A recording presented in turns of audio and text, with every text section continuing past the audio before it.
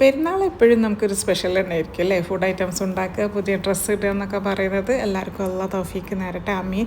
അപ്പോൾ എനിക്ക് അന്നത്തെ ദിവസം ഈദ്ഗാ കഴിഞ്ഞതിന് ശേഷം ബട്ടൂര ഉണ്ടാക്കിയിട്ടുണ്ടായിരുന്നു. ബീഫ് വരട്ടിയതുമായിരുന്നു. അതേപോലെ ചീസ് സമൂസ സ്വീറ്റ് ഇട്ടിട്ടുള്ളതാണ്.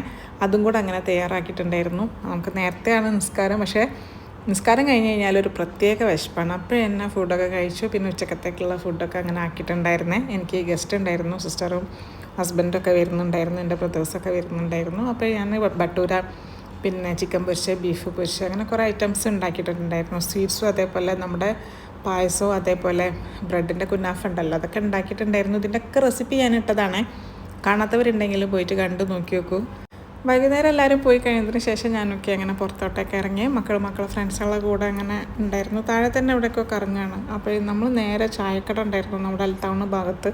അവിടെ പോയിട്ട് ഒരു അവക്കാടൻ്റെ ജ്യൂസും കൂടെ നല്ല ചൂടുള്ള പിന്നെ മുളക് ബജിയും അതുപോലെ ബോണ്ട ഉണ്ടായിരുന്നത്. നമ്മുടെ കോഴിക്കോട് ഭാഗങ്ങളിലേക്കൊക്കെ ഉരുളക്കിഴങ്ങിൻ്റെ ആ ബോൾസിന് ബോണ്ട എന്നാണ് പറയുക. പക്ഷേ തെക്ക് ഭാഗം ഉണ്ടല്ലോ, തിരുവനന്തപുരം, പത്തനംതിട്ട അങ്ങനെ ഭാഗങ്ങളിലേക്കൊക്കെ അതിന് വേറെ എന്തുവാണ് പറയുക.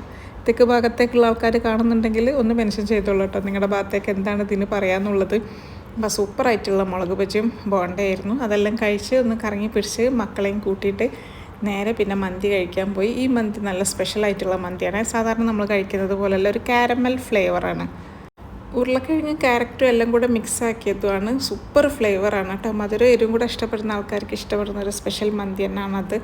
അപ്പോഴതും കഴിച്ചു. കൂടെ അവിടെ നല്ല കാവ ഉണ്ടായിരുന്നു, കാവയും കൂടെ കുടിച്ച് പിന്നെ നമ്മുടെ ബിൽഡിങ്ങിൻ്റെ അടുത്തുള്ള മന്തിൻ്റെ കടയിലാണ് പിന്നെ അങ്ങനെ പോയത്. പിന്നെ താഴെ തന്നെ കുറച്ചേരം ഇരുന്ന് ഞാനൊക്കെ മക്കളും കുറേ നേരം ആ ജഗപൊക നമ്മുടെ കോഴിക്കോട് ബീച്ചിൽ പോയിരിക്കുന്ന ഫീലാണ്. നമ്മൾ താഴെ പോയിരിക്കുമ്പോഴുള്ള ജനങ്ങൾ മുഴുവനും ഉണ്ടായിരുന്നു.